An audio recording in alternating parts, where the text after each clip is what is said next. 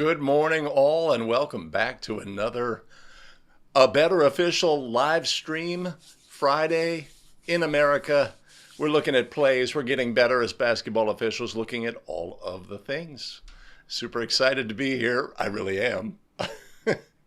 It's been a while. I I have had some internet issues over the last week, so if any of you are from our original effort back 9 months ago when we started live streaming, we were besieged by internet issues which prevented an effective stream, but we've been so much better since, and we're super excited about that. Let's do that. Get me in the house. Excellent. Oh boy.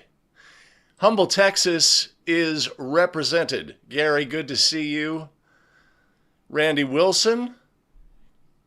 More snow. More snow. We've been chilly here in the beautiful San Francisco Bay Area, where I live. High 20s in the early morning. It's like, whoa. I'm sure everybody, South Dakota, Chicago, Alaska, can really appreciate the struggle. The struggle. Let me do this. How about that? All right. The Zooch, the tech team, has been working hard, working on new formatting for Basketball Rules Experts and getting plays ready for today. We'll see how they did. Chris in the house. And I see something down here. Chris is going to be working state playoffs. That is fantastic and well-deserved. Billy Mack joining from that small little corner of Connecticut. Yeah, I'll tell you what. Send us an email and full refunds for Wednesday's no-show. I could say it was related to internet issues, but it wasn't. The show's being retooled and not quite ready to go. That's the bottom line. Retooled and not quite ready to go. Oh, Mike. The sun is out. A toasty 32 above for Fairbanks, Alaska today. Mike Connors in the house. Good to see you, Mike. Joseph from Humboldt County, home of the Lumberjacks. Dakota Ted. Huron, South Dakota. Not familiar with it. I imagine most people are not familiar. It doesn't sound like... it's no Sioux Falls. The officiating .com group in the house. Jason Hayes making his usual cameo. The brief appearance early. Frank Fink from Michigan.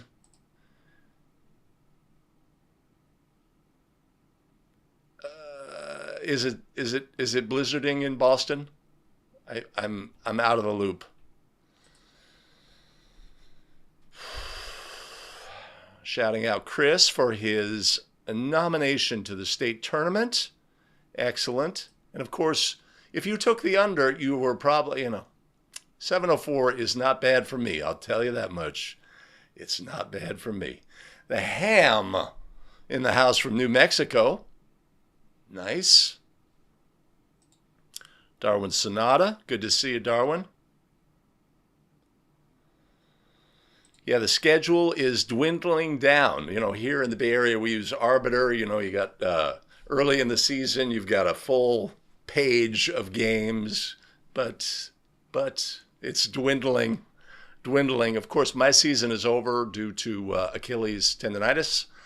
Had to give back a section semifinal that happened a couple of days ago, but That is the way it goes. We are preparing for next season, starting the rehab.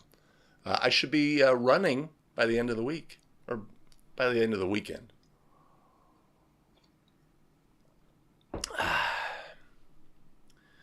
Jacob Gherkin from Southern Indiana, good to see you.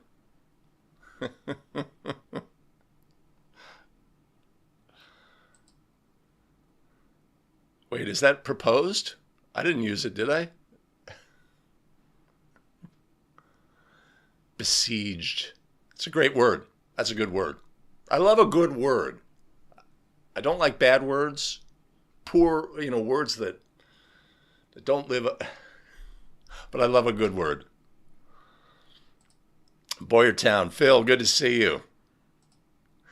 No, I can reuse the questions, Billy. It's just new formatting, which I think will produce a tremendous show. We'll have rules references, case plays. All of it will come together. It'll be much more. We'll be able to take it and say, okay, this play scenario right here is a 2-minute video on this play scenario that's fully self-contained. It's not just Greg saying, well, the rule says this, right? But it is a rules reference, and it's done in an effective fashion. That's been my pursuit. That's been my gray whale, Captain Ahab, in pursuit of how am I going to bring those rules references and case plays into the show effectively. Right, I could do it in a ham-handed fashion, ham from New Mexico, but I think I've solved that, and I'm super excited to make that happen, along with my tech team, who's working hard to put that together.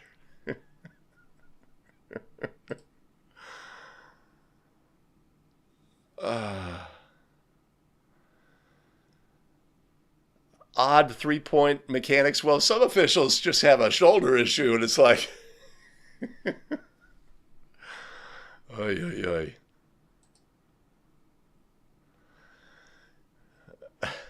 oy. 'Tis the season as overworked officials get to the finish line. One of our plays from Randy, actually, from Chicago, shows a group of officials that is feeling the effects of the season.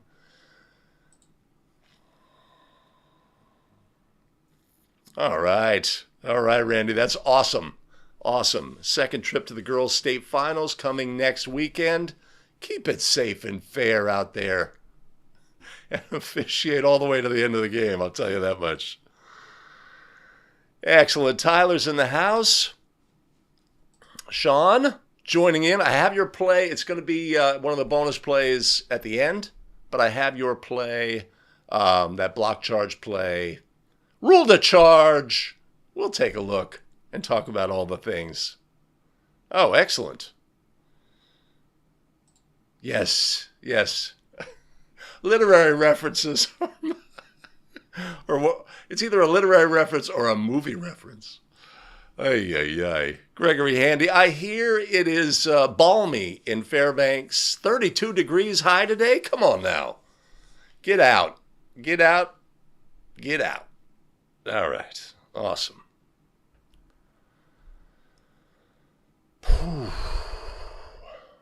All right. Let's take a quick look at the rundown. I'm a little high in the screen here. Of course, every single Wednesday, basketball rules expert, 7 a.m. Pacific, 10 a.m. Eastern. That's during the basketball season. Mostly. And of course, every Friday, 5-Play Friday, looking at plays, looking at all the things, discussing all the aspects of the plays so that we can become better as basketball officials. If you are new to the stream, jump in the chat. Let me know where you officiate from. I'd be pleased to meet you. If you're new to me, my name's Greg Austin with A Better Official, and we live stream every single Wednesday and Friday during the basketball season, except for those ones, those ones. And if you have an opinion about a play, positioning, call correct, working the system, all of the things. Jump in the chat. We have a fantastic community of officials here in the chat. Put your voice in the game. If you could take a moment right now and like the stream, right? Just hit the like button, right? It amplifies the live stream so that more people can be alerted to it, right? YouTube says we want to, if you show interest, right? YouTube says, well, maybe we should show this to more people. So just take a moment, hit like. If you do me that one favor. Oh, let's see. Now I've lost my position. So Ray Allen says, good morning. How about the fan involvement for McClatchy versus Lincoln in a section playoff game? That will be play number 5 today, Ray. We will look at that. I have done some forensic work, superimposing the shot clock, superimposing a game clock, bringing in the sound from another clip. It's like I put it all together. It's like a masterpiece. So that's going to be our highlight play.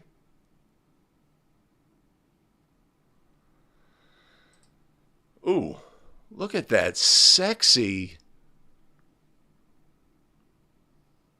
emoji thing. Nice, Mike. Well, so Lance outlines the exact progression that one can expect. Started watching your videos last year. This year, I was assigned a state championship game in Arizona.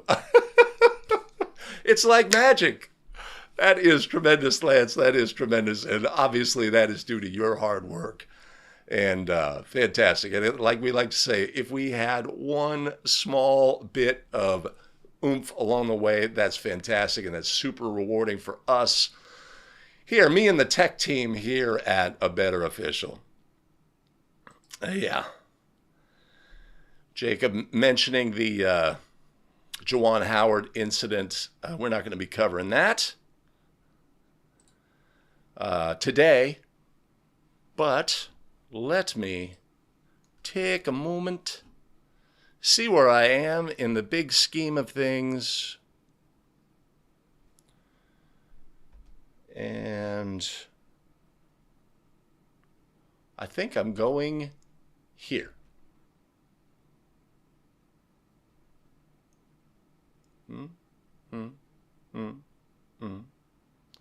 Show launcher.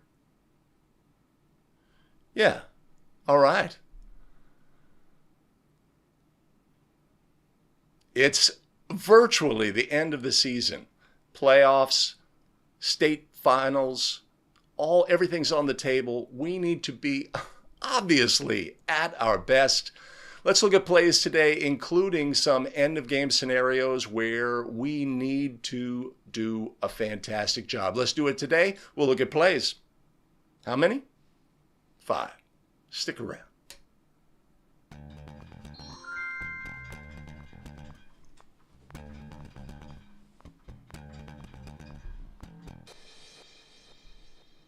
Greetings. Welcome back to another episode of 5 Play Friday, the show where we take a look at play clips, analyze all of the things so that we can all get better as basketball officials. Greetings again, everybody. My name is Greg Austin with A Better Official. We craft video to help basketball officials get better and take control of their officiating career. If this is the video content that you find valuable as a basketball official, consider taking a moment to hit like, hit subscribe, and hit the notify bell so you don't miss out on any of our new content. We live stream every Wednesday and Friday during the basketball season, which is coming to an end. But join us for the live streams. Put your voice in the game, and we can all get better together.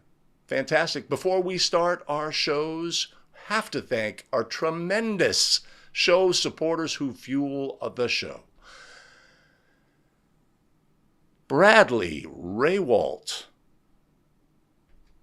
Shane Parker, Chuck Ratliff, Les O'Connor Jr., and Jacob Krause. Much appreciated and much love. You want to support the show, there's always be an opportunity. I'll put a link down in the show notes below. Awesome. All right. Just get that up just a little bit.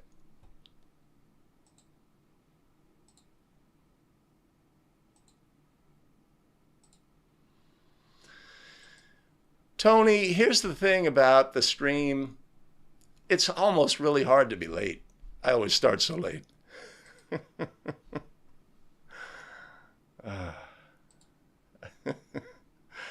Billy, we watch so much BBC programming in this household that, yeah, a lot. Let's just put it that way. All righty. See? I can't even help myself. Let me make sure I'm where I need to be.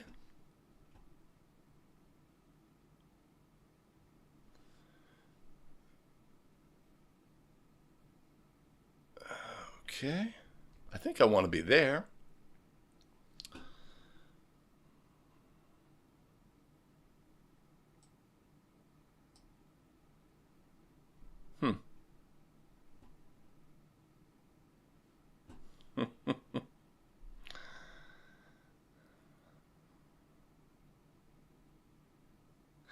Okay, I think I am ready to go. All right, let's get started today. Viewer submitted clips. Let's look at play number 1.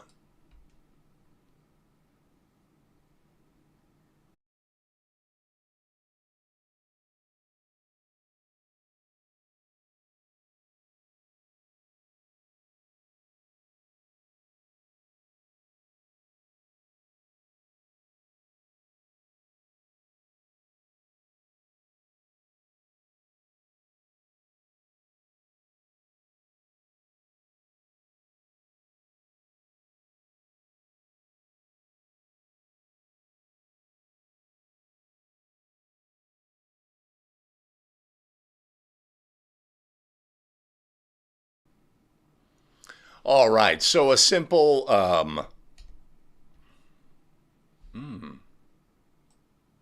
do better than that. So a simple free throw violation play that's missed by the crew. Let's look at all of the things on this play. Right? Let's see. Go here.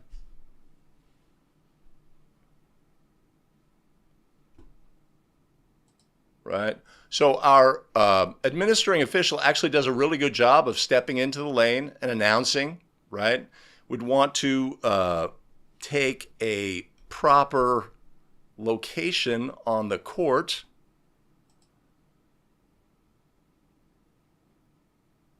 Not really a factor on the play, but this is not where we want to be as lead on this play.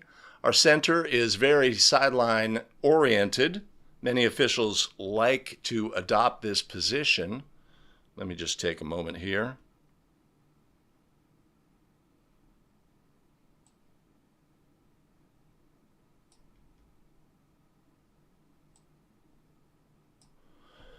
Right, we'd want to be a little more right here to properly observe the players that we are responsible for. Of course, the center is going to have the free throw shooter and these two players here. Our lead has primary responsibility on the player in the low block as well as the 3 across, right? Trail official, in this instance, has the big picture view, and they are there. The other officials have primary responsibility to officiate their violations by the players in their coverage area. Something we have to consider is if we are the trail official and we have that big picture view and there is an obvious violation or something obvious occurs, an obvious foul, etc., do we have the ability to step in and make a ruling on the play? So in this instance, I did the wrong thing.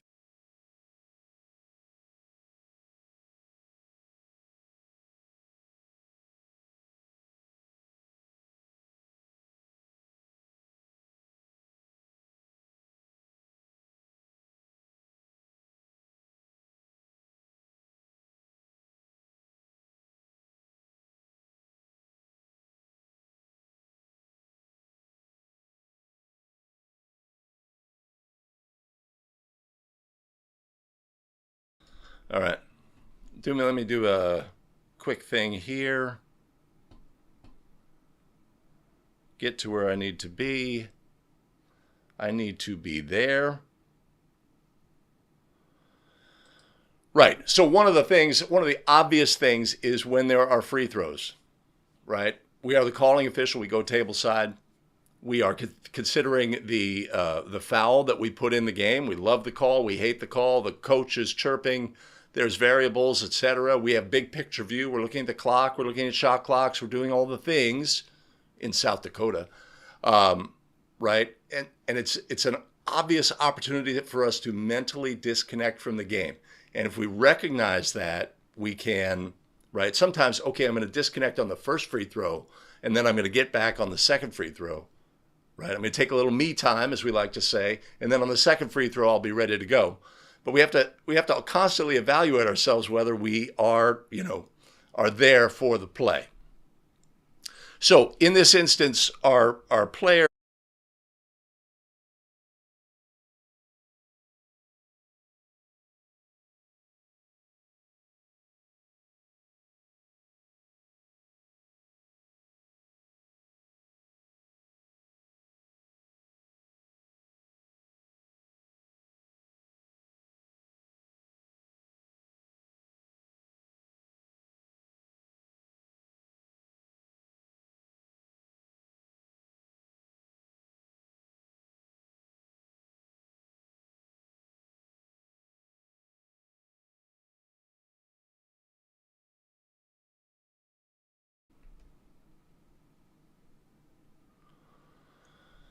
Okay, I apologize. I think I've screwed things up for a bit. I don't know how far we were. All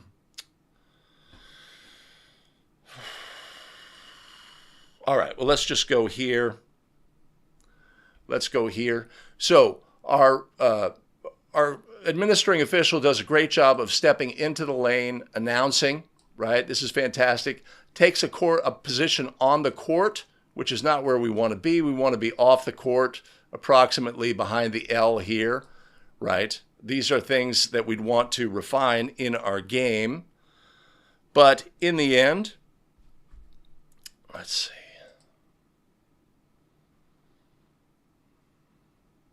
All right, so this is a close game, under a minute to go. And we have an obvious violation, lane violation by an opponent of the thrower. They enter the lane early.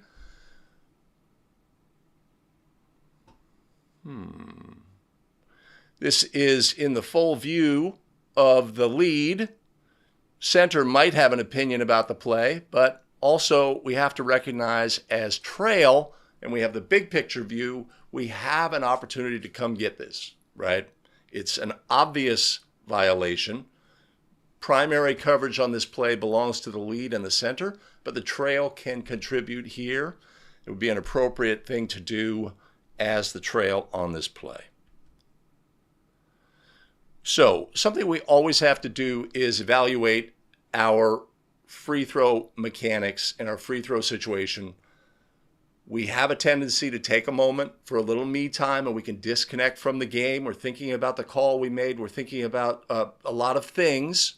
This is a natural moment in the game to do that, but we have to stay connected to the game. The game, at the end of the game, close game, under a minute, deserves our complete attention.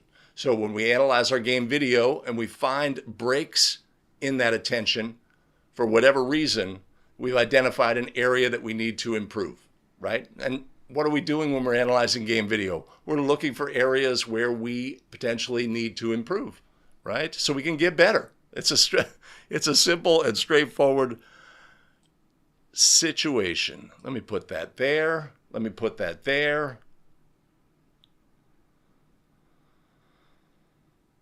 And then we're back. Okay.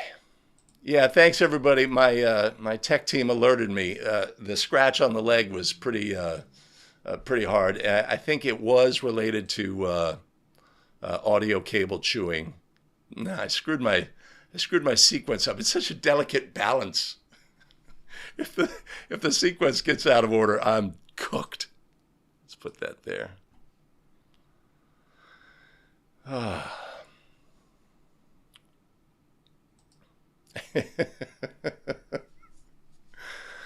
Yeah. I've had coaches, you're in a free throw situation, you're table side, like in a two-person game, and the opponent of the thrower violates the free throw lane line, right? And that doesn't necessarily displace, but maybe there's some contact with the thrower, and the coach is right behind you saying, hey.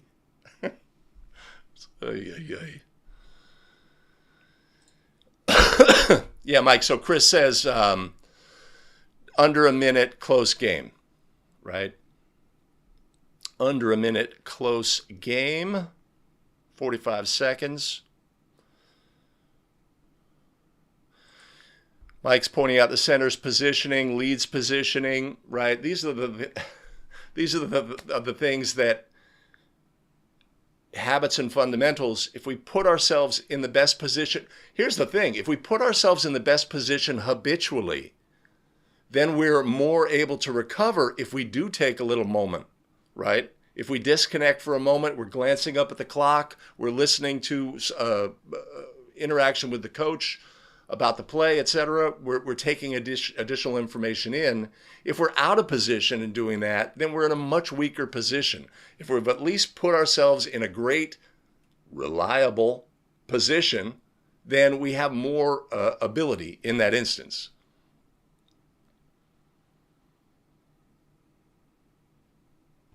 To recover.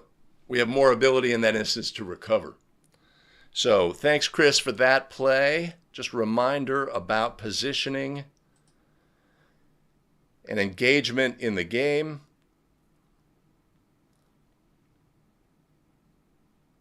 But we're moving on.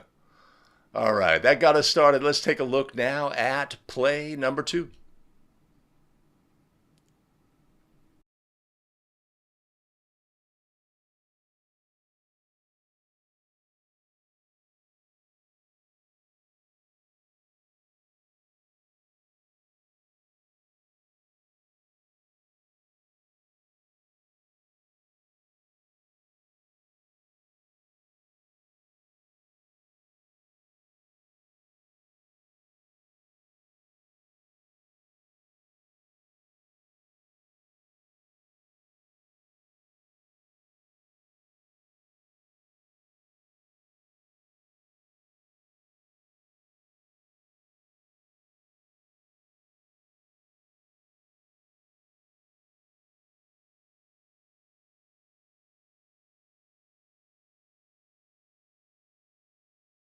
Right, so we went to a basketball game and a bumper car broke out. Lots going on this play.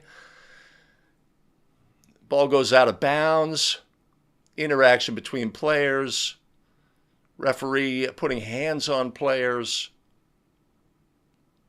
on the bench area, right? This is a situation that blows up in front of the bench, right? Which creates all sort of additional complexities. Right, this is a situation where we may have players, quote unquote, coming off the bench in a hostile situation.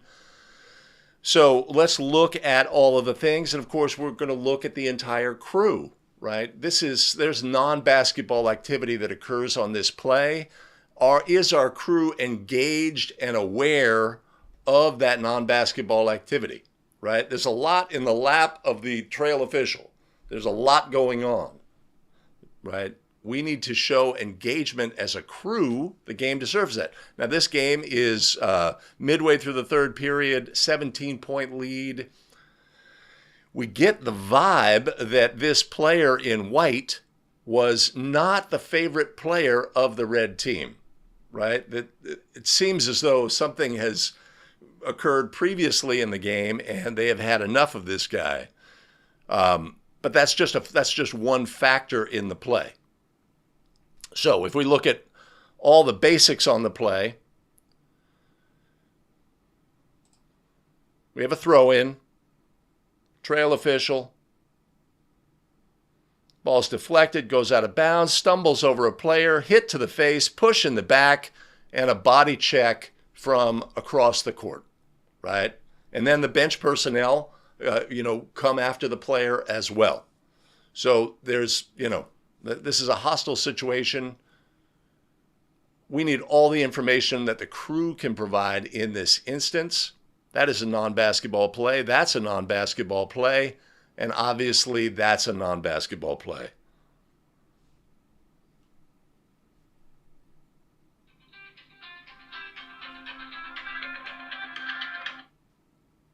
Give me just a moment.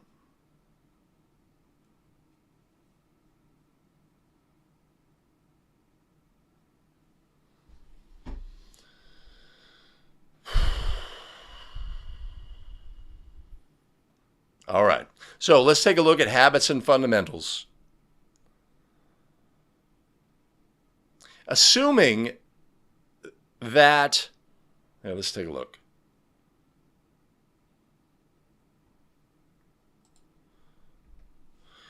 Assuming that that there had been some previous hostility, and it's hard for me to imagine that we're just getting to this point of antagonistic behavior between the two teams at this point. You almost think it's unnecessary that something's been brewing in this game. So on this play, our trail official, if we watch, ball goes out of bounds, players on the floor, the official looks to the ball on the bench, right? As opposed to observing the players. Now, it's natural for us to want to find the ball, but when we have players in this situation, and in similar situations, we need to keep eyes on players. And if we can identify situations in the game where we turn our head to look at the ball and leave players unofficiated, dead ball officiating, then we are opening a window, right? 99 times out of 100, nothing happens. But if we also are aware that there's been previous energy in the game that's negative, then we can't afford to do that. But if it's a habitual action on our part, it's hard for us to change, right? So if we can identify the habits and fundamentals, then we have a better opportunity to observe the activity. So let's also look here at the center official on this play, right? This is not in their primary at all, but what kind of awareness do we have about the play, and what kind of are we engaged with the game, or are we disconnecting? Is there any reason for us to be moving in this direction, right? If we stay engaged with the game, we can see that non-basketball activity. Our lead official is a little bit pinched down, not necessarily in the strongest position. This is not their primary, but there's nothing going on in their primary as well.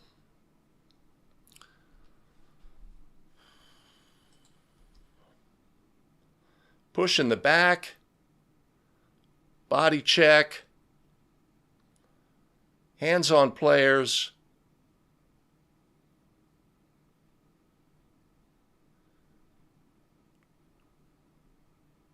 All right, so this is a messy situation. This is super layered. We're going to have, potentially multiple technical fouls, could go flagrant, depending on how you see it.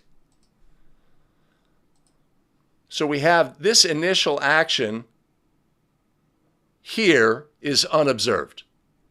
The push in the back there is unobserved. Then that's a pretty obvious one. Everybody gets that. And then we have an interaction on the bench with this player here, or this team member here. And then our crew is going to come together and discuss the play.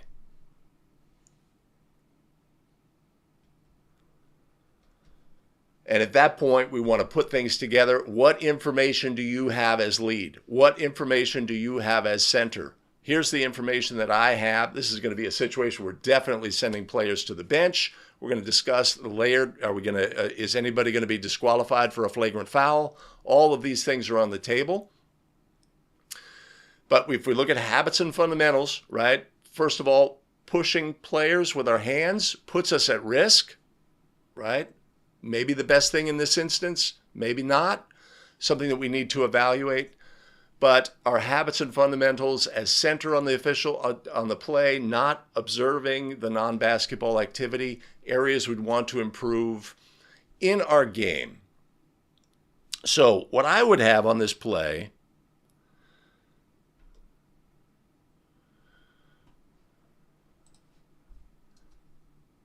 I don't think that was observed by anyone. I don't think that was observed by anyone. Those two things were not observed, right? Nobody's going to come in and say, hey, before this happened, right? So we've missed that. That's water under the bridge. This is the obvious dead ball contact. You could say player technical foul. You could say flagrant technical foul for that contact.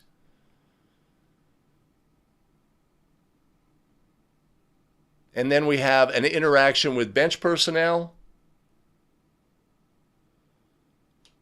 Have they left the bench area when a fight may break out? That's the variable here, is the play has come to the bench, right? We could have a technical foul in that instance. But that is a layered play, 100%, and we're going to need all the information from the crew. If you find situations that like this may occur in your game and you don't have information, then that's an opportunity to say, how could I have more? How could I position myself, be aware, to have a better opinion on the play and be able to contribute to the solution?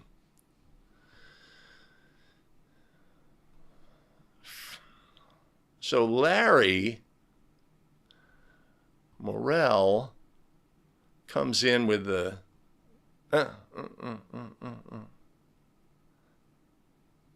well, he came in and said he strategically avoided 20 minutes of introductory yammering, and I appreciate that.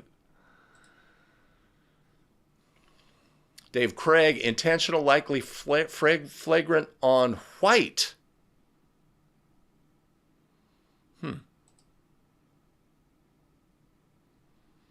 What am I missing? The unobserved action? Are we talking about?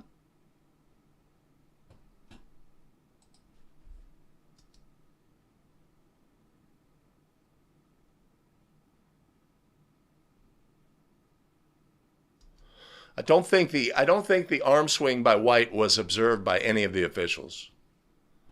Don't get that vibe.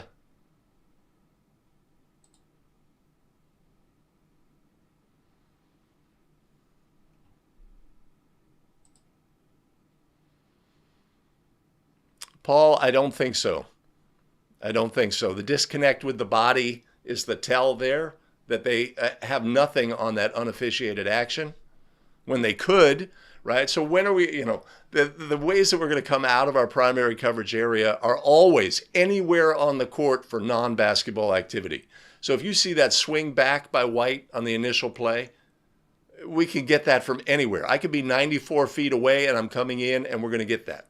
That's non-basketball activity. If we miss that and all we see is the shove in the back by Red, right, in the initial part of the play, that's non-basketball activity. We are not going to miss that. We are going to come from anywhere on the court with that information, with that call.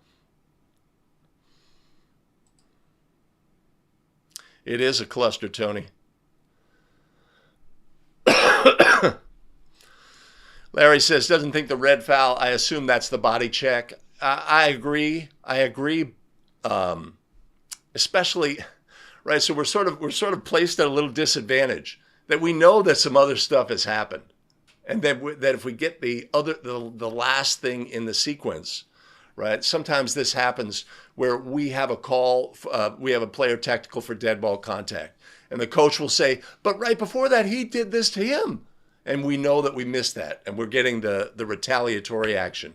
But all we can do is officiate what we see on the play. But when we know that we potentially missed something, then I think we're a little less prone to take an extreme action. But yeah, that's technical.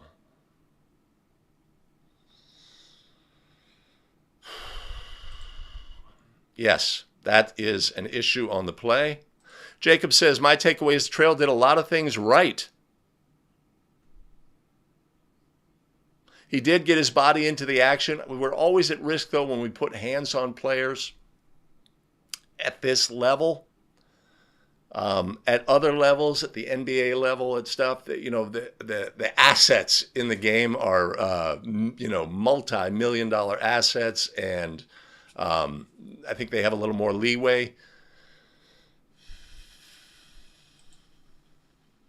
Joseph's thinking flagrant, or asking.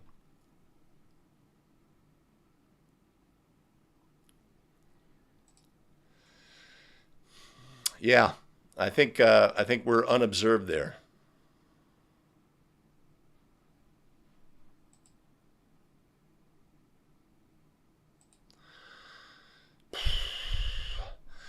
Right? So if we take control of our game, right? So maybe we say, right, this is our game.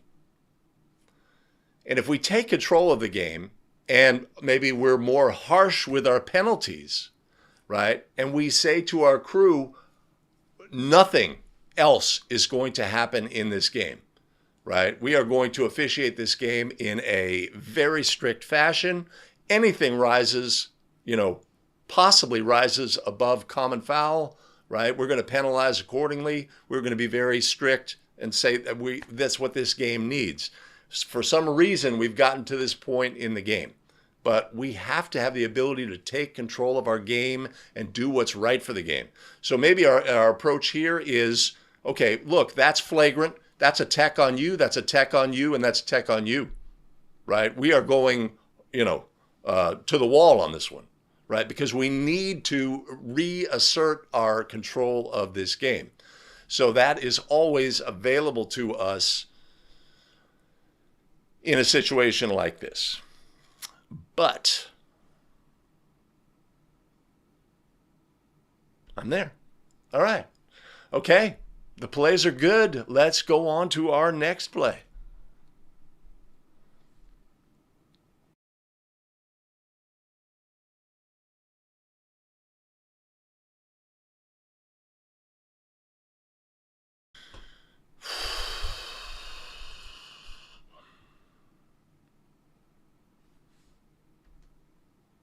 I know what you're thinking. That's not our next play.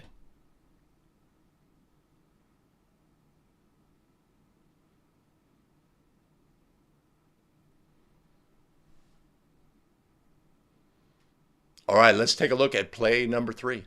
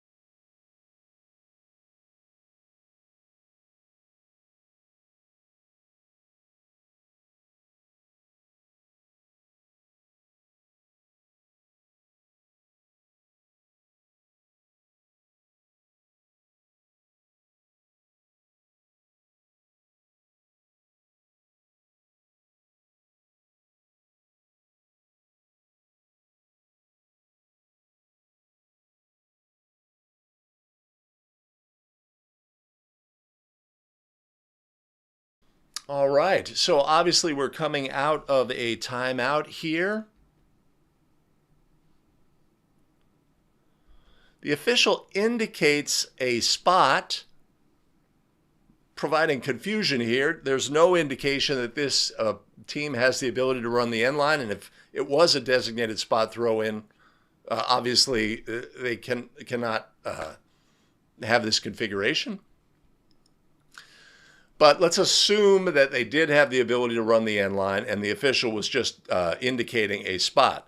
Now, when teams run plays like this, which is not all that uncommon in end-of-game situations, right? The coaches see this stuff in a collegiate game, and they say, hey, that's cool. I want to add that to my game, etc.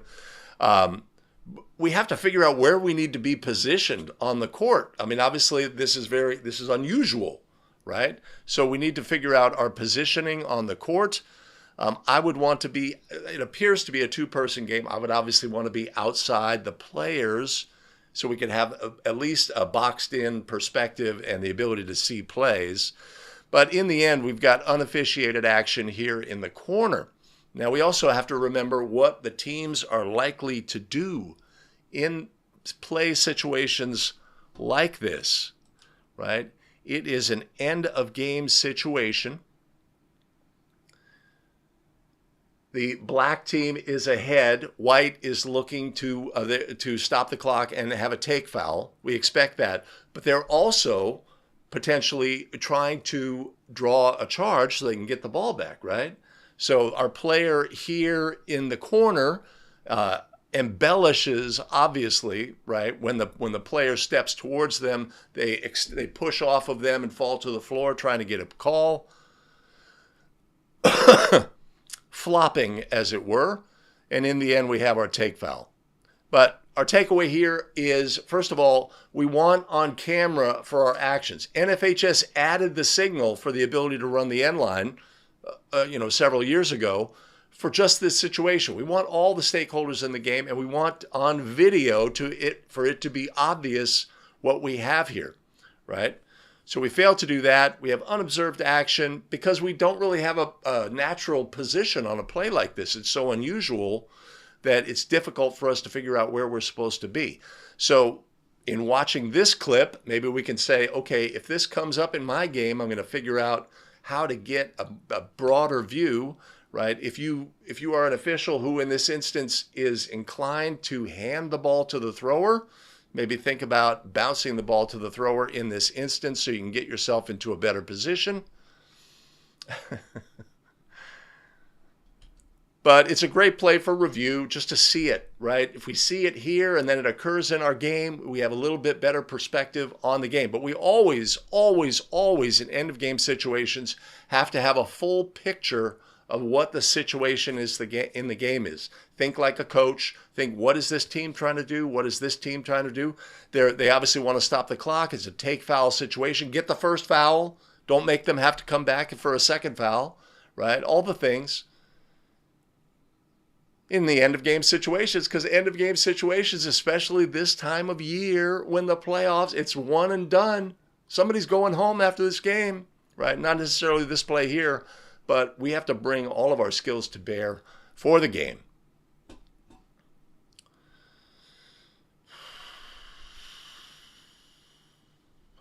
So Thomas, about the previous game, saying, about the previous play, rather, saying, I do not like to control the game, but to keep control of the game, right? But sometimes we are where we are. We got there. How we got here, I don't know, right? There's been some undetected stuff. I haven't been aware. My partners haven't been aware, whatever. But here we are. And we have to do what's best right now, whether we like it or not. But obviously you are 100% correct, man. If we just do the right thing throughout the game and keep control, recognize situations like this guy is an irritant. The red does not like this player, right? He's doing some chicken shit stuff, off ball or whatever. And we potentially have missed it. Maybe they're giving us feedback. Hey, that guy's talking crap to us all game long, ref, etc. But we've missed it, right? But we have to have our antennas up after that so that we can get it right.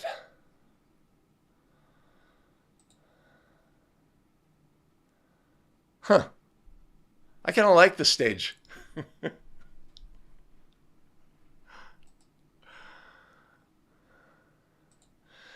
Y4 Steve, that's a big takeaway. Habits and fundamentals. Yeah, I mean, we're confused.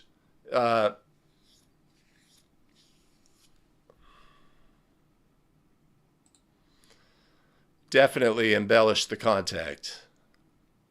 But it's interesting when a player in this instance is coming from out of bounds. I find it interesting. Is coming from out of bounds. Do we have to give them time and could we basically stand right in front of them at the edge of the court? Interesting.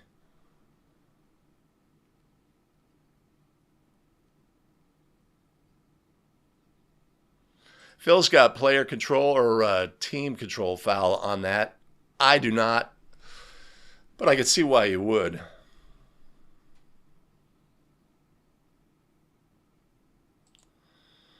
Absolutely, Jacob. Absolutely. Well, we're not given a flop warning here because this is unobserved action. I'm assuming this is a two-person game. Trail's going to be, or new lead rather, is going to be a long way away. Division line at least.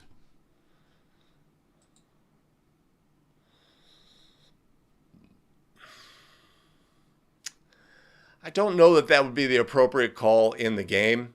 The players, we're in a situation, an end of game situation there, it's like the drowning man, right, is going to grasp for anything. They're trying every trick in the book. Yeah. I mean, it's always an option. It's always an option. Is it appropriate in this situation?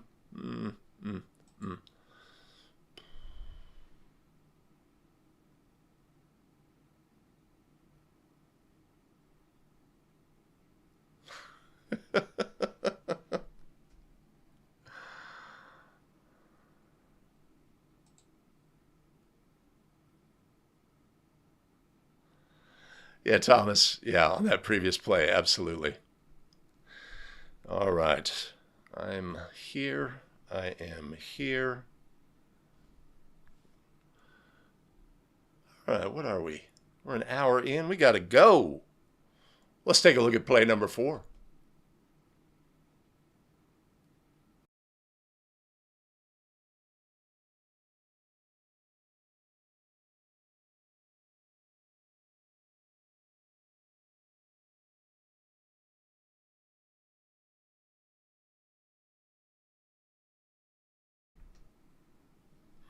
Here we are.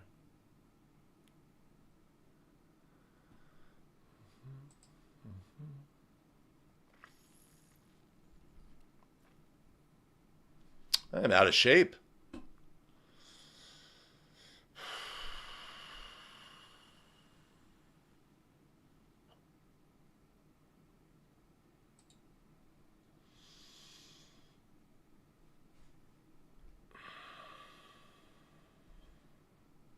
In end of game situations, we want our habits and fundamentals to be second nature, right? End of game situation on a throw in here, we want to be aware of all of the things.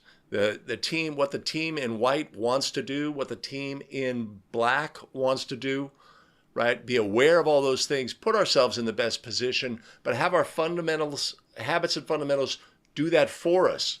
Give us that basic positioning so that we have the best possible opportunity to get the play correct. That was mess. Now, I mean it. Let's look at...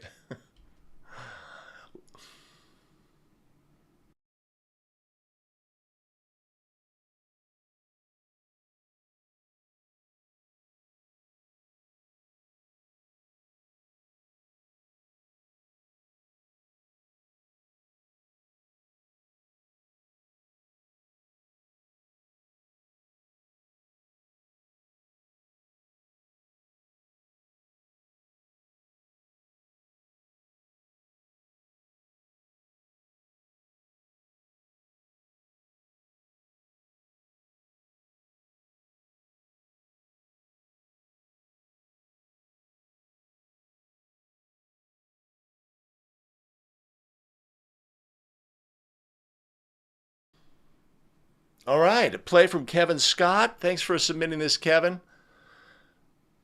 First of all, on the play, we have obviously a dribbler moving from the back court to the front court who does a little dance around the division line, raising the energy from the opposing coach. Then we have a deflected ball, and an intentional foul is ruled on the play.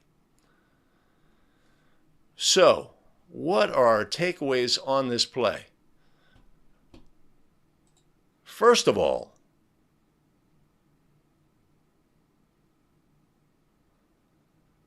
right, his trail recognizes the situation, says, I got this, coach.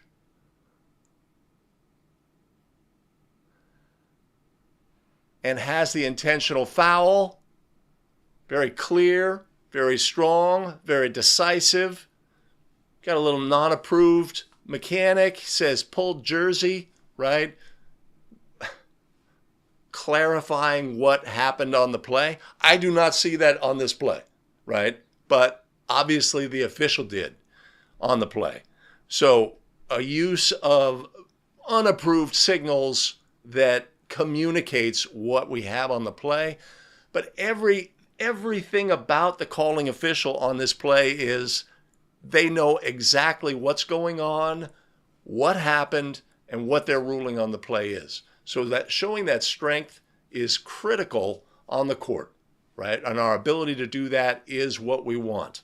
So that's a fantastic display on this play. So there must be some interaction here on after the deflection.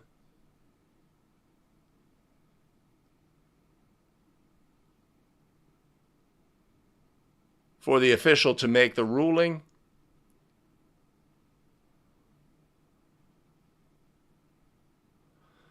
The foul's obviously going against Gray, and we have to identify our shooter here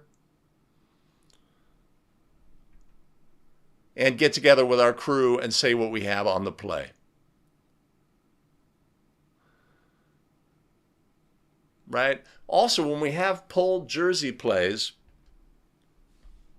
when we have plays involving the pulling of a uniform, we have to, evaluate whether it was an inadvertent hand got stuck. Some players have really loose, baggy uniforms, and something can get caught on something, etc., and a uniform can get tugged, versus reaching out, grabbing the fabric, and pulling. Right? That's obviously something that's very different, and we need to be aware of that. When we evaluate plays like this. But a great display by the trail official here of strength, certainty on the court. Appreciate that. Appreciate that a lot. I mean, like the moment the player gets to the division line and she calms the bench, like, I got this, coach. No, it's not. That's the moment where it's just like, okay, right? So one of the things that we want in our demeanor on the court is to convey that I got this. We will take care of the game. Everybody, all the stakeholders in the game appreciate that. They appreciate showing strength and confidence. They may disagree with a call, right? How can you call that? That was the wrong call, right? As a coach, that's my opinion. But if you show strength and confidence, it allows everybody to relax, right? Well, I know that they're going to have a look on the play. I know they're working hard for the game, etc., etc. So, a great display on this play. Dave says over and back. I say no. Oh, he was all right. So let's pick nits and say, was this player all 3 points? Ba, ba, ba. Let's go there. Get out the way, ref.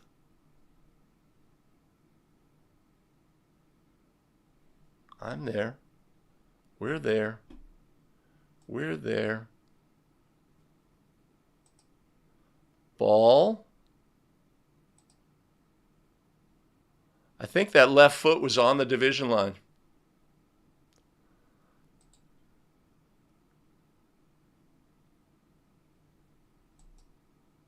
Right there. Right, if we want to pick nits, maybe. Maybe. No. Yeah. It's possible, Dave. It's possible. But I'm going to go with the official's judgment. Not that she had the best. And of course, if we want to look at all the things, which of course we do, let's look at the center official on this play.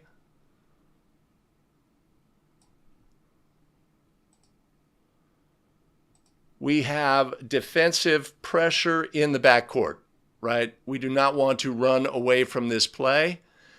We end up in a side shuffle here, right? We'd want to adopt that much sooner, right? We would want our center official here to be somewhere close to the division line, right? Here, here, and not here, right? This is our action area. We want to have an opinion about that play. We want to always identify our movement on the court from all points.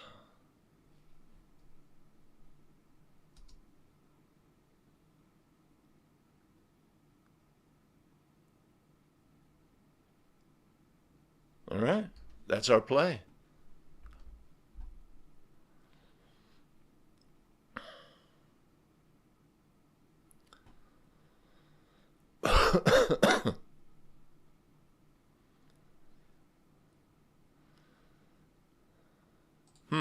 All right, backcourt violations getting a lot of love.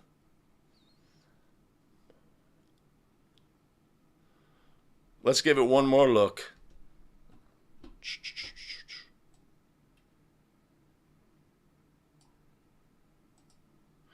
All right, right foot in the backcourt, left foot undetermined. Ball bounces in the front court, right foot in the front court.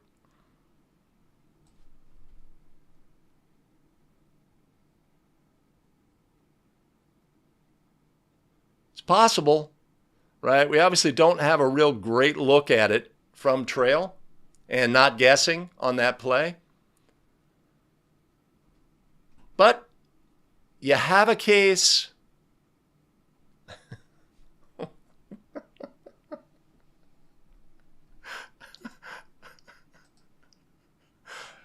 A position adjust. All right, why don't I just get out of the way and we'll look at it one more time.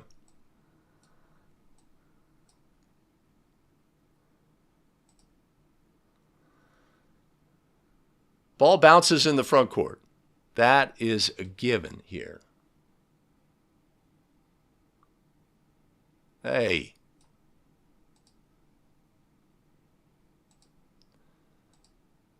It's all about that left foot. I don't know that we could say one way or another whether that left foot was in the front court or not.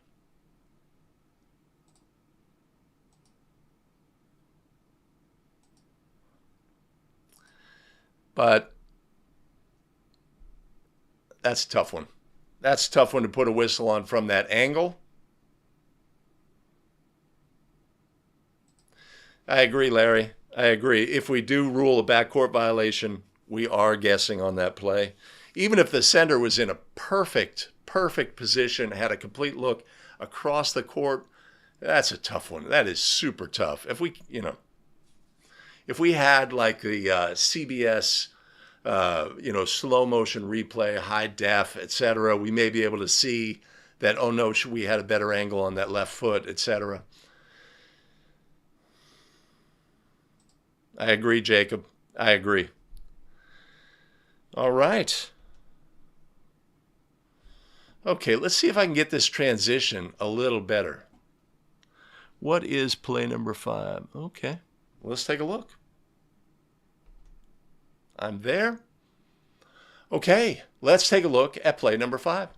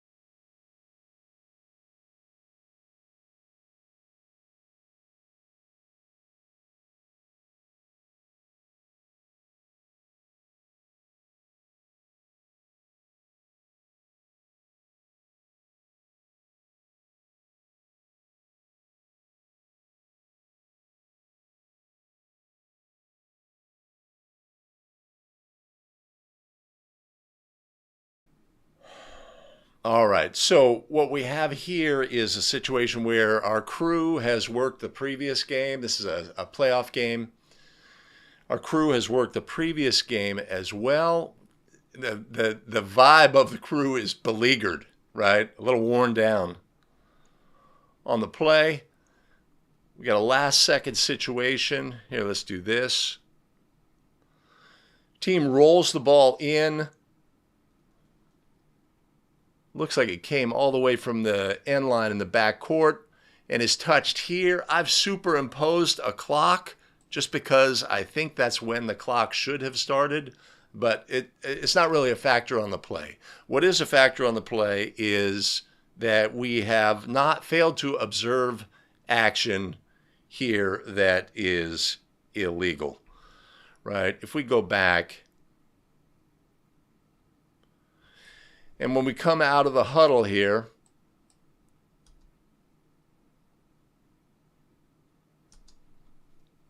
we have 1, 2, 3, 4, 5, and then we have our mystery player here, number 6, who steps onto the court as well. So we have a 6 on the court situation, unobserved.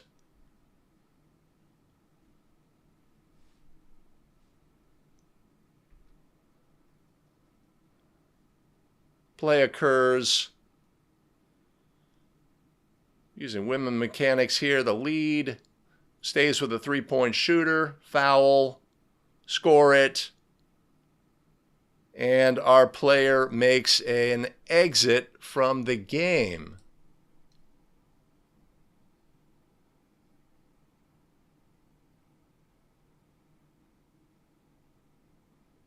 Or we have players off the bench, rather.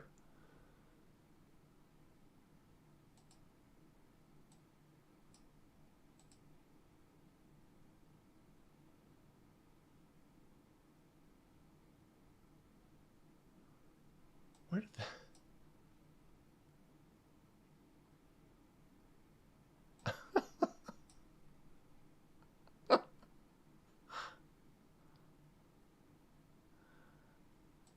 I cannot, my eyes deceive me.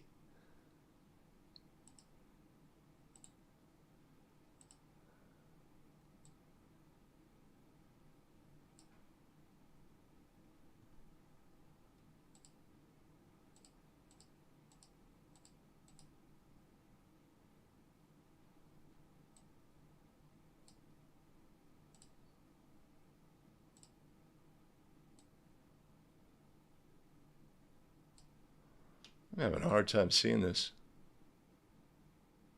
Right, so a player from the bench jumps into the fray celebrating and then leaves the floor as well.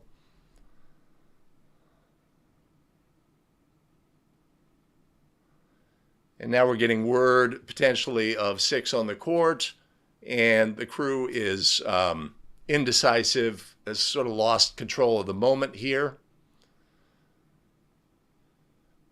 Randy, if you can let us know how it all played out. And then, of course, we have this administrator here who's coming and instructing the bench, or the table rather, how much time should be on the clock, as our crew doesn't seem to have that, or they're allowing this activity to occur. I don't think we can at all trust the number that's here on the screen. Seems pretty...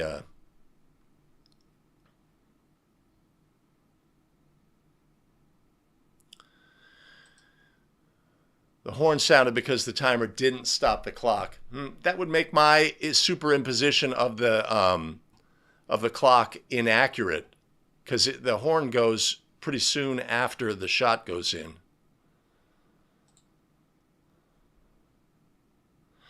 Yeah, and so Randy's pointing out our habits and fundamentals here. The new lead indicates, hey, we're all good. But in the end, our beleaguered crew just not aware of that stealth player. And right, we could take a snapshot of, okay, they're good, I see 5, and we say go, and then that player steps on and we're unaware. It happens. If we're beleaguered and tired and disconnected from the game and not there 100% for the game in this key moment, right? So even if we're like exhausted, right? Even if we're exhausted at the end of a game, right? This is money time, right? This is when we have to be our best. We have to pull from any reservoir of energy that we have, focus and concentration for the game, because that's going to deter. I mean, we're going to have a winner here in this game, and we don't want to have a team win that should not have. So I guess from Randy's point of view, the player missed the free throw. They went to overtime, but in the end, White won the game. So if we had properly assessed a technical foul here for 6, a team technical for 6 on the court, that would not have been the case.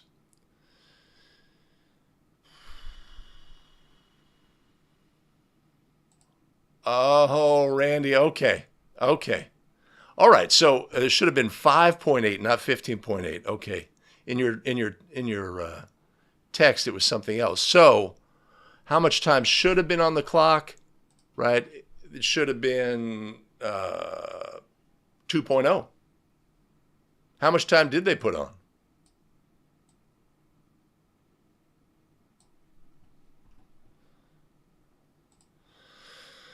Yeah, lack of awareness.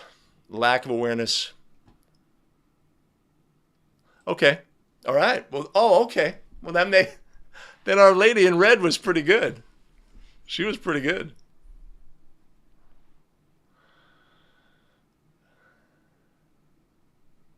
All right. Okay, the time is running low.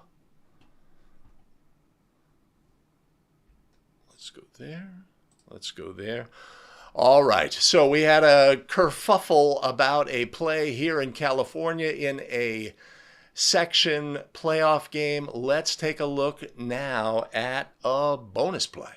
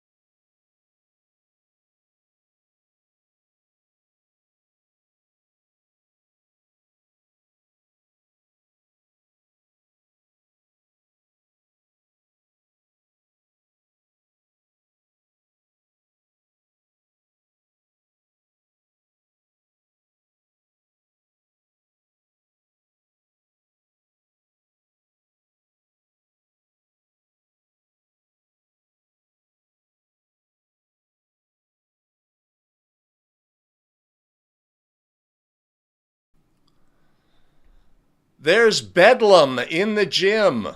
Bedlam, I say, right? So I've done some forensic work here, adding the shot clock overlay and the clock overlay, and I think that's pretty good. But we have a situation where a horn sounds for the shot clock, and the new trail official thinks that is the horn to end the game. Fans think the same thing. Fans come onto the court. The official is in the way. The fans are in the way. The players making their way down the court in an attempt to score. It does a phenomenal, open field running, working through all of the variables that they face. They get off a 3-point try before the horn, but is unsuccessful, right? So we have had a big problem on this play. And obviously it's one that it's a major letdown, right? There's just no two ways about it. So something that we have to, let's just go back and look at all of the things, as we like to say. All right, so our situation here is 11 seconds remaining. There are 3 seconds remaining on the shot clock. The shot clock horn sounds identical to the game horn. Coach says, hey, we got to go, recognizes the player goes to the basket. They receive a 2-hand chuck at the top of the elbow, and then a player attempts to take a charge. There is no call. There is no call. The player scores. The team is excited. Fans come onto the court. Let's take a look. No call there. Excitement. 10 fans onto the court, including everybody's favorite, mom with small child. The official, believing the game to be over, starts to make an exit here, right? Here's our new trail official.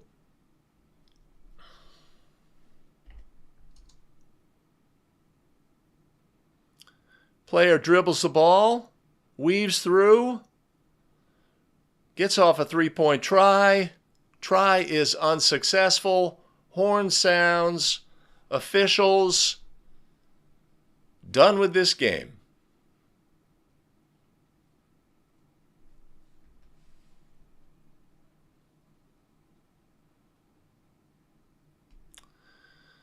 So obviously this play caused a lot of consternation, right? There's a major letdown by the crew on the game, right? And we are, for whatever reason, confused by the horn and thinking the game is over, etc. But we have an officiating crew. Now, this is a 2-person crew in section playoffs at this early stages of the playoffs. That's just a fact of life here in California.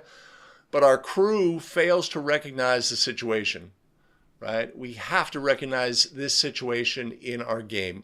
We have to recognize what is occurring on the court and not simply ignore the bedlam that is occurring. Now, we had a couple of options here to do things. One is, okay, we're going to be super punitive, right? So my feedback is that this section of fans had been an issue previously in the game. Game administration had been brought into the fray, and fan behavior was addressed at this time.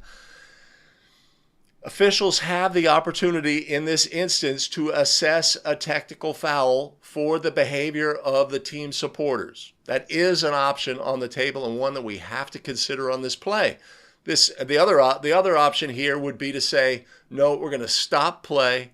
We're going to give the ball to red for a throw-in and we'll resume play from there. But we're not going to have the game continue in this fashion. It's just we have to have the game awareness. We have to have the game awareness that this is unacceptable and we have to fix this in one way or another. So to my mind, this is a situation where a technical foul on the team that just went ahead by 2 for the behavior of their supporters. Their supporters are interfering with the game. They are preventing. Now, if we award the ball to the team, right, that would give the team the opportunity to set up their defense, etc.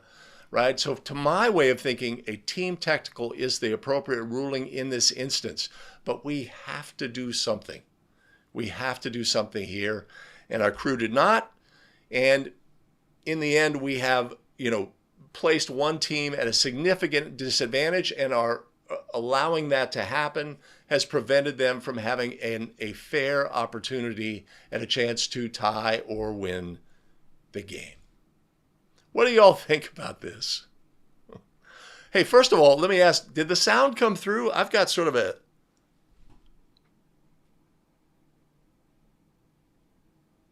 Did the sound come through? Let me know.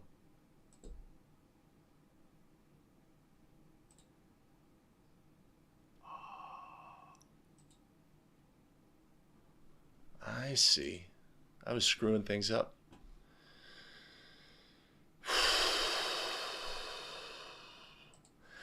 Dave has the foul. There was a hard two-hand chuck from a cell phone video. The player at the top of the key actually, you could see the ball handler get displaced here. Right here. But no call, no call. Trail is obviously working really high. Right? So there's a couple of things. One is we have to be super aware that the shot clock is coming down, right? And that we may have a shot clock violation.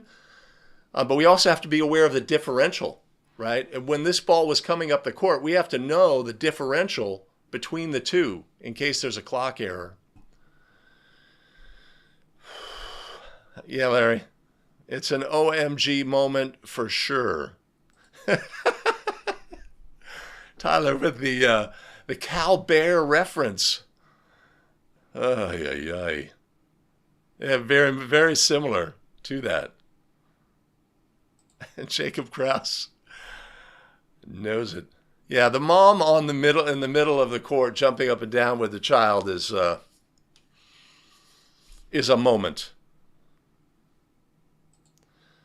Yeah, 2-person game, Mike.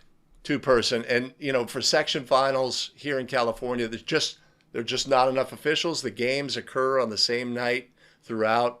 The subsequent round becomes 3-person.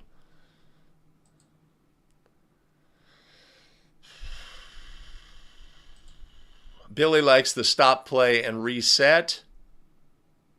Uh-oh. Oh, okay. That is unfortunate. I'm going to have to fix that in post because the sound is obviously critical. I could go back. I mean, I did the work. Hold on.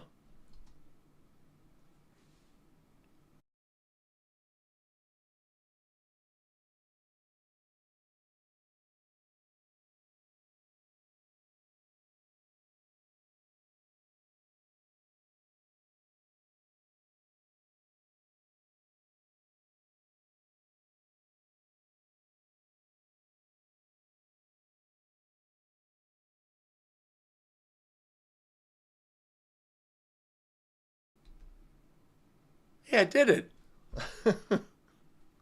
Oh, that's unfortunate. Yeah. So on the previous plays today, was the sound also out on the video? I'll know soon enough.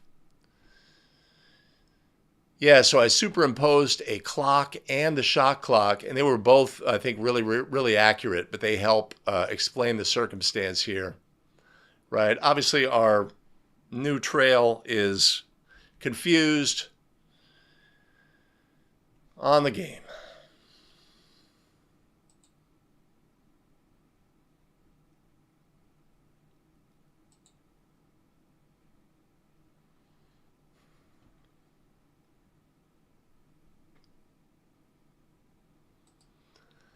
Yep.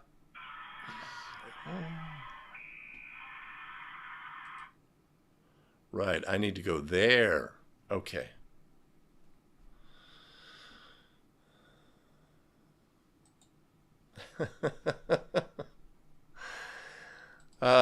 So Jacob agrees, team technical. So to me, the fact that the section had been an issue that was addressed previously, enhances our ability to do that, right? The fact that white has gone up by 2, all the factors in the game, right? But this team, the behavior of the fans here has put red at a distinct disadvantage by their behavior.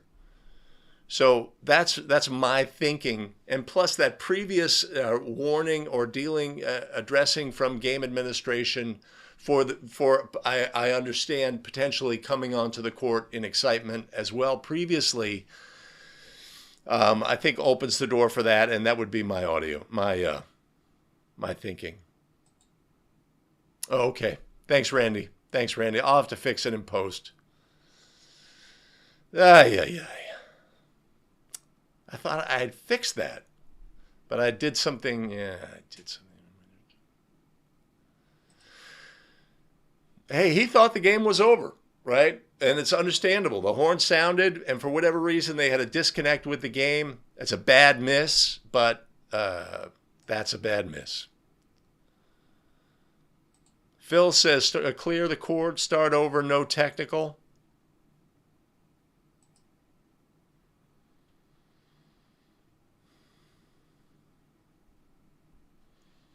Yeah, Tony, that's the way I have it. But we had that, I think I fixed that. Okay. All right, so I do have additional plays. We're at the 90-minute mark, or the 89-minute mark. I do have additional plays. Let me wrap the show, and then we'll come back for those plays.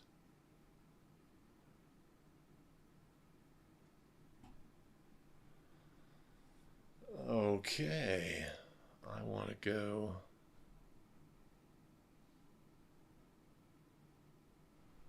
there.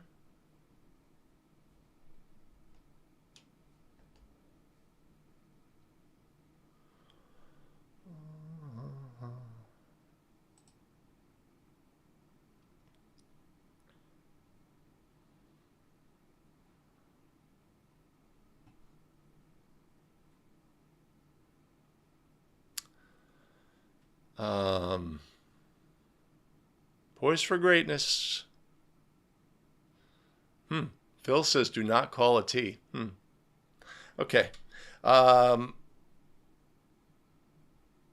What I want to do is say, hey, thanks for joining us today for 5 Play Friday. If you are a basketball official and you find this video content to be the content that you need, be a great time to do all of the things. Hit like, the subscribe, and the notify so you don't miss out on any of our new content.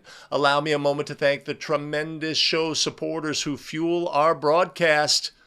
Bradley Rehwaldt, Shane Parker, Chuck Ratliff, Les O'Connor Jr., and Jacob Krause. Much appreciated and much love.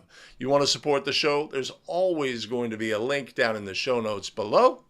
And I'll tell you what I'm going to do. In this one instance, I'll put one up above. All right, tremendous. We have for you additional video content. This is a video I have selected personally. This is a video that YouTube has selected. You make your selection, and we'll see you in the very next video. Take care, everybody. Oh, extra kibble. Extra kibble for the tech team on that one.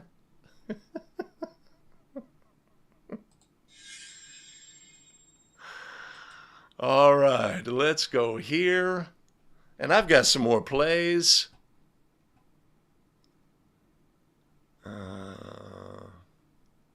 Yeah, let's take a look at another bonus play, only for live stream viewers.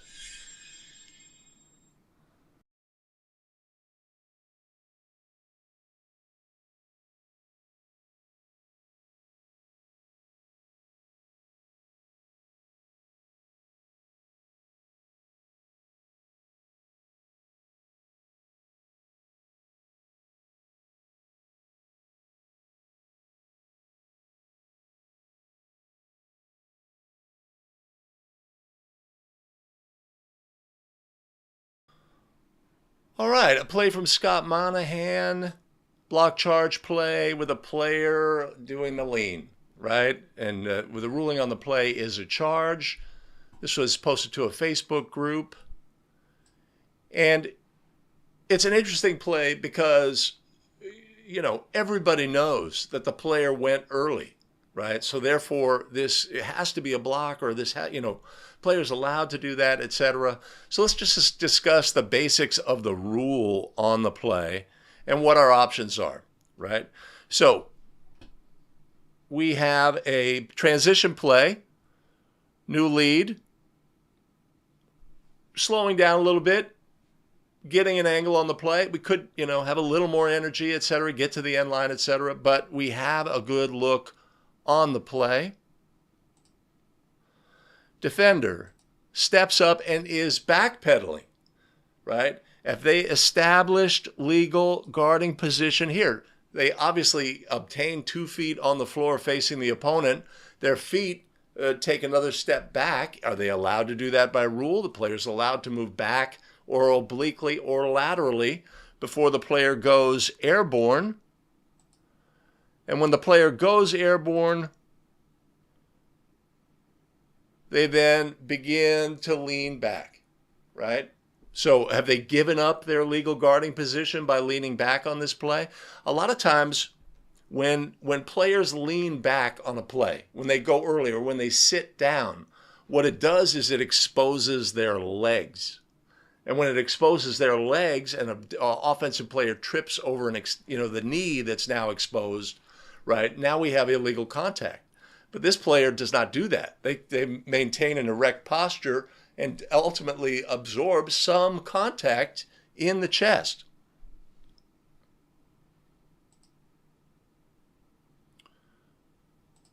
So, but it's also a situation where the player, oftentimes when players start to lean, their balance is gone. So all it takes is a small amount to push them over the edge and make them fall. This player absorbs, I think, pretty much a significant amount of contact in the chest. But our offensive player, is not displaced on the play, gets twisted a little bit, makes a normal landing. So is, no call on the play available? Is this a charge by rule? Is this a block because the player started to go early, or their actions with their feet prior, right? These are all the things. And this is sort of an unsatisfying charge, right? This is, when a player gains legal guarding position, firms up, there's a lot of contact and they get displaced and it's really super obvious, right? That there was displacement. Then people are much more satisfied. Stakeholders in the game are much more satisfied. On a player where the play starts to go early, first of all, that's going to be officiated very differently by different officials. It's going to be less consistency, right? But it's less satisfying because he didn't bear the brunt of the contact. But the rules, of course, allow players to protect themselves and not bear the brunt of the contact. If defensive players firm up and move forward, oftentimes, in doing so, just by gaining a firmness to their body, oftentimes officials perceive that as moving forward into the offensive player, right? So players are trained to soften, right? And this player, his timing's a little off, he goes early, etc. A charge is ruled. I think you could fully support a charge on this play. I don't think block is not a possible. This player was legal, and that none of their actions rose to the level of illegal. Now, many officials will adopt an approach that, hey, you go early, that's a block, right? We have to be aware, go early, expose legs, trip the shooter, that's something different. This player starts leaning, absorbs contact, pushes him down. Calling official, great demeanor on the spot, Scott. Maybe a fist up. Maybe.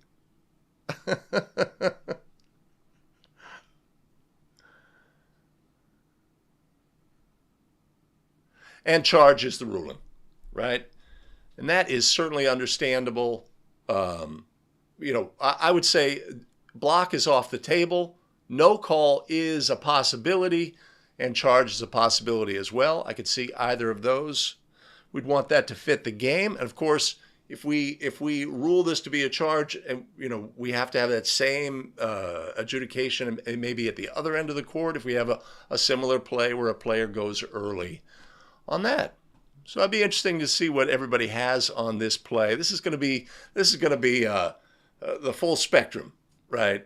Some people are definitely going block. He went early. Some people are going charge. By rule, it's a charge. Some people are going no call. Doesn't seem like we need a call, etc. I would expect on this play. Let's take a look.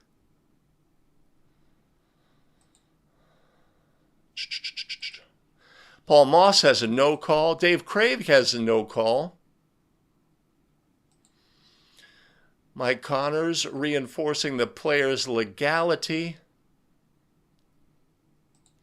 Vincent, that is correct, and that is the right. So one of the things that we, as officials, we pick up on these cues, right? Oh, they started to go early, and so therefore, I'm thinking block, or they firmed up and their chest moved 2 inches forward, so I'm thinking, oh, that's a block, right? Or they lowered a hand, they raised a hand, they twisted their body slightly. Our brain picks up on these, and a lot of times they push us over the edge one way or another. This player definitely starts leaning early. That is the one obvious thing about the play. Dave Craig says no torso contact. I disagree. It wouldn't have taken much for him to go down, but I think if we take a look, the right hip and thigh. Yeah, there's a lot of shoulder, but yeah.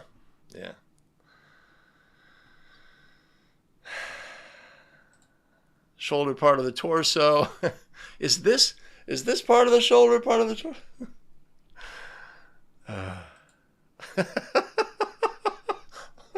Unlike Ken. That Ken guy, he's not anatomically correct. Dave's going no call. James Bellinger. Remember Mark Bellinger? Mark? Oh, God, I can't remember. He was shortstop for the Orioles in like 1966. Mark Bellinger. Yeah. Related?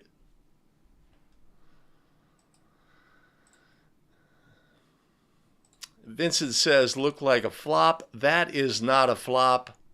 That is contact. Now it's sort of the butterfly wing effect as well. It's like if you've got a player who starts to go early, and just a small amount of contact is going to send them to the floor, right? But like I say, in my judgment, that's not what happens here. That they take a bit in the chest.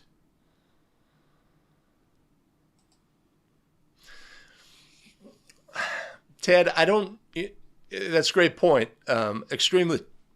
Officials extremely divided on plays, this play and other plays like this, something that requires more training.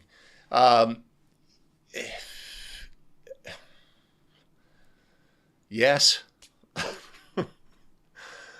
But of course, the key thing is that as a crew, I remember a playoff game I did. I remember it very well, where my partner said, player, he was there, he was completely set up, he takes it in the chest, he rolls a block. Said, the player started to lean back. That was in the first half. And in the second half, I had a play that was similar, and I called a charge. And it's just like, the most important thing is obviously in this game that we have consistency. And so if you have a disagreement as the crew, you have to come to an understanding, and you have to have an awareness, right? Like if I'm trail official on this play and I see this play and I say, oh my God, he went early. That's 100% a block. What are we doing, right? Well, that's got to influence the way that I call the play on the other end. It has to. We have to be able to have that flexibility in our game and recognize the game that we're calling tonight. That's always number one. Now, it'd be great if every official in the association that you work with, right? Maybe it's 100 officials, 200 officials, 50 officials, I don't know, depending on your area. Everybody calls this play the exact same way. Well, that is phenomenal. That is phenomenal. Chances of that happening? 0. That's just the way it is. That is just the way it is. Oh, Dave Craig, we have an anatomical battle brewing. But I've got another bonus play, so I'm going here. And I'm saying let's look at another bonus play for live stream viewers. But first,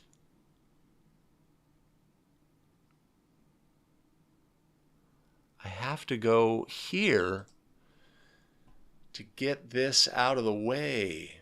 Get out the way.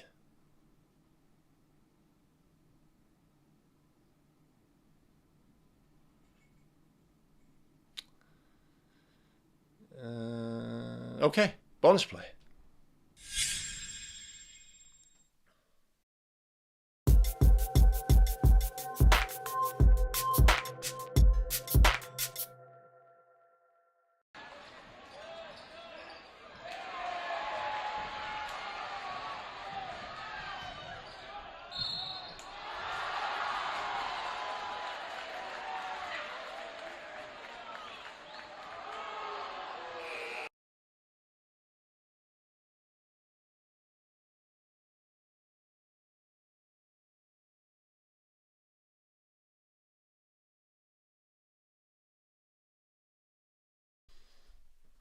All right, another block charge play, right? Habits and fundamentals, really the emphasis here. Outside official, similar to the previous play, rather than putting a fist up, goes to the behind the head signal, right? When we're in a double whistle situation, right? If we do that, we put our crew at risk for, a large scenario. So just simply habits and fundamentals here.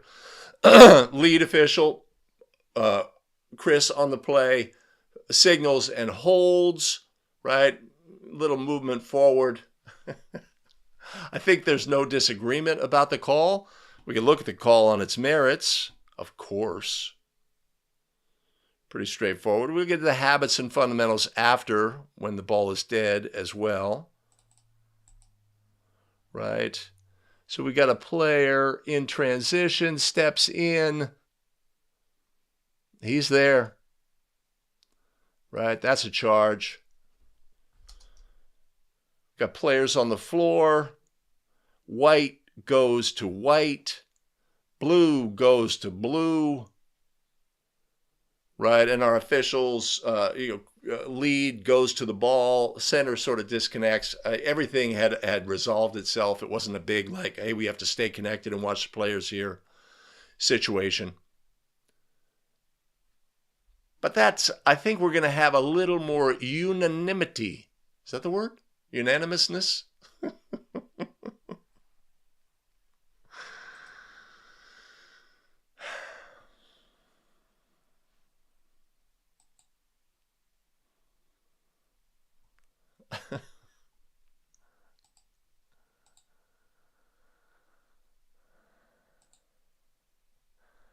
I think he did, based on body language.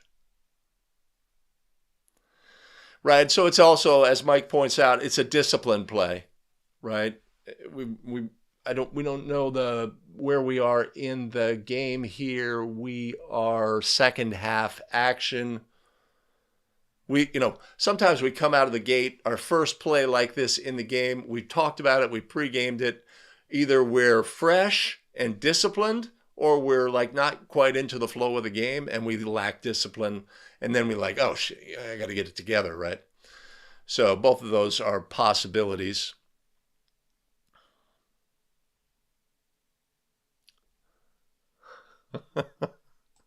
Good catch, Larry. I didn't see that. Did we almost take out a cheerleader? She's like, oh. There's not a lot of room on that end line for cheerleaders and officials. Yeah.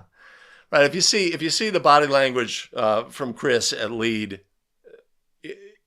he's stepping into a large punch. A little step. He's like, come on, man, that's mine. But great discipline on that. Okay, cool. Now I gotta do that thing. You know that one. Oh, I can do that there. Nice. All right, I got one more play. One more. Get out of here before 9. I got to get to work.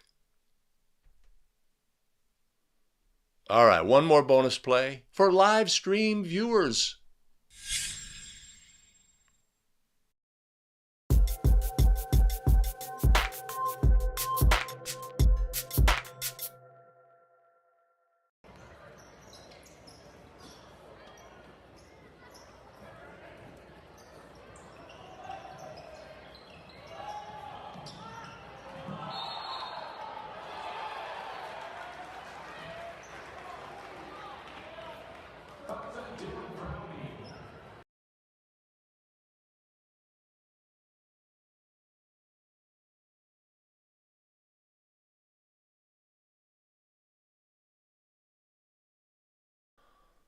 My slow-mo on that is not very slow-mo.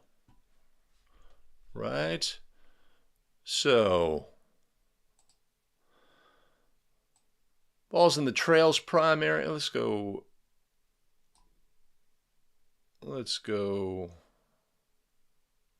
Yeah, okay.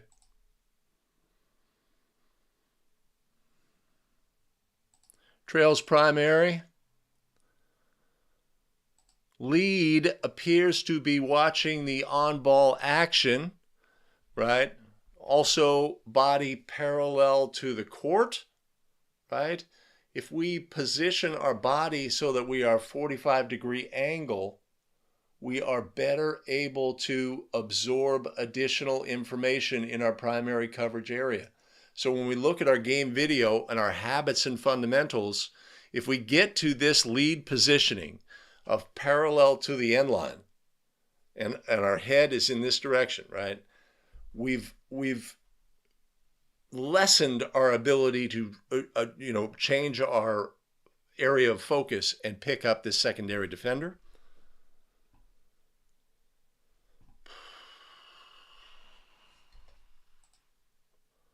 Play goes to the basket, secondary defender, extends some arms. Center comes in, cadence whistle on the play.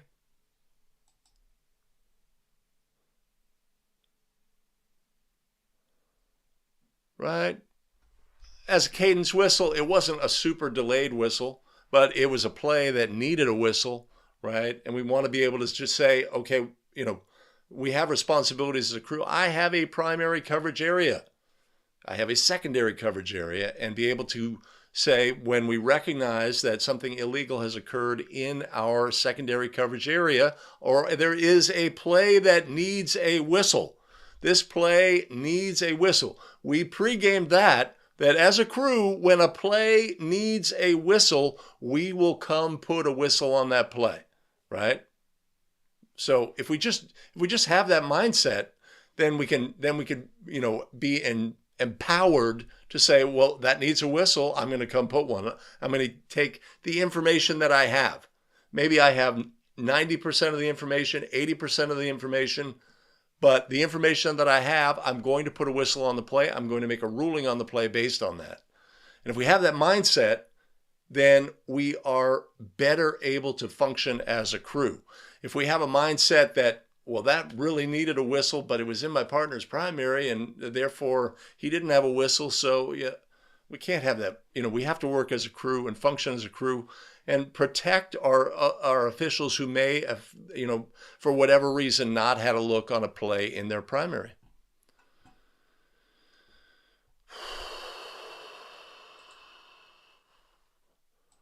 That's right, Billy. That is 100% correct. Special plays.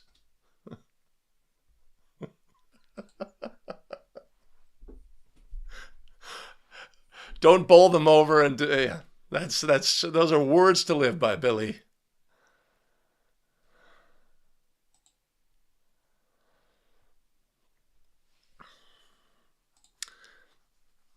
Yeah, and if you recognize what's going on with your partners as well. Yeah, not ideal position as trail. I think the trail got a little goofed up early on this play. Let's see what led to us being here. So it may have just been a rotation at this point. I suspect that's what our situation is. There's just been a rotation. See the lead's body language and our trail picking up. And so they're walking out. Right? The ball goes to the center's primary. The trail thinks, okay, I'm going to go down, and then the ball comes back out. So they end up just not in a very good position overall, straight lined, and disconnecting. So both the lead and the trail both start disconnecting from the play, which is interesting. And we still have a basketball game going on here and rebounding action. So both of them kind of move in this direction, and disconnecting in this direction, right? Those are not good habits to have. We would expect just the opposite, that our lead is going to be ready to end rebounding action, maybe take a step back to do that, but also that our trail is going to step down for rebounding action as well. These would be just the habits and fundamentals we would expect to display. And the fact that they're both sort of disconnecting is a little odd on the play.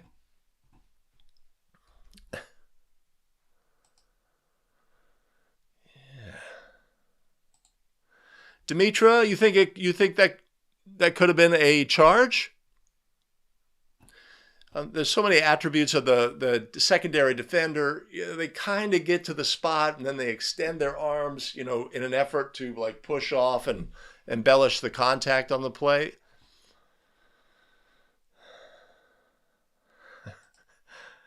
Chris, I absolutely stole that saying from Shelley Russey, former D1 official on the women's side. She used to have camps here in the area, and she would just say, it's so matter of fact what's going on in her head. Well, that's a foul. You're not going to call it? Okay. So all we do is steal and pass on.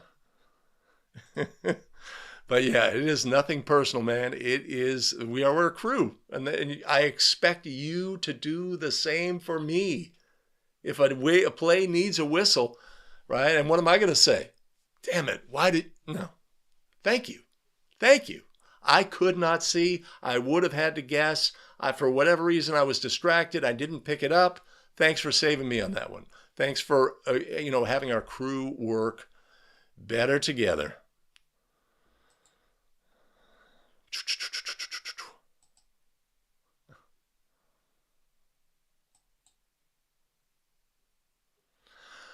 Andre talking about when rotating, opening shoulders to the play. If you are officiating the players in your primary when you rotate, right? That's always the first clue is if you are actually officiating the players in your primary, right? So I'm leaving a primary coverage area. There are players in that area.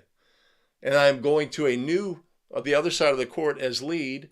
I am going to have a new primary coverage area, but I'm still responsible for the players in my primary coverage area until we get to the other side, right?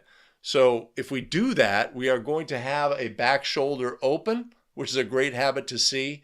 Sometimes there's nothing there, but if we have that position when we rotate, as opposed to, right? So in the end, our official ends up with a horizontal, parallel to the end line look, which should be a 45, depending on the angle.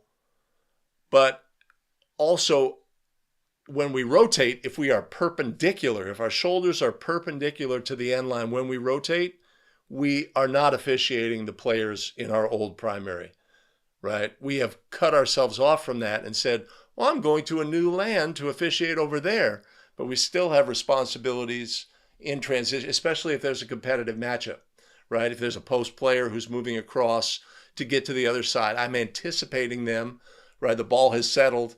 I'm anticipating that. I have to see that action when they come across, that they're not impeded, right? And be able to officiate that going forward. So always as lead, shoulder position is one of our key fundamentals that we try to evaluate. If we are parallel to the end line, we are wrong. If we are perpendicular to the end line, we are wrong. If we are 45 degrees, gives us the ability to move our head easily, right? And if our head is in a good position, then we can move our eyes easily, right? It's all sort of a chain reaction.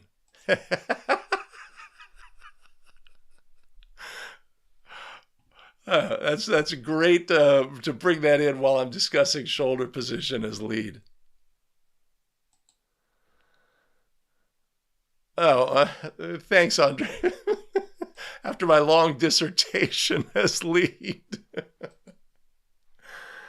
Always, if we have our body open to the players that we're officiating, we're so much better off. So much better off. All right. Tremendous. Okay, I'm going to wrap it up. My work here is done. I've got other work to do. Wednesday, basketball rules expert. Get ready. It's going to be exciting. It's going to be exciting. That's all I can say about that. I appreciate everybody joining today for the live stream. I appreciate you all so much. I really do. This is so much fun. I love doing it. We got a great community of officials. I'll have to figure out what we're going to be doing going when the season ends. How many live streams a week? How many am I doing now? But I am going to wrap it up for today. And do make it a great one. Take care, everybody. We'll see you next week on Wednesday for Basketball Rules Expert. All right.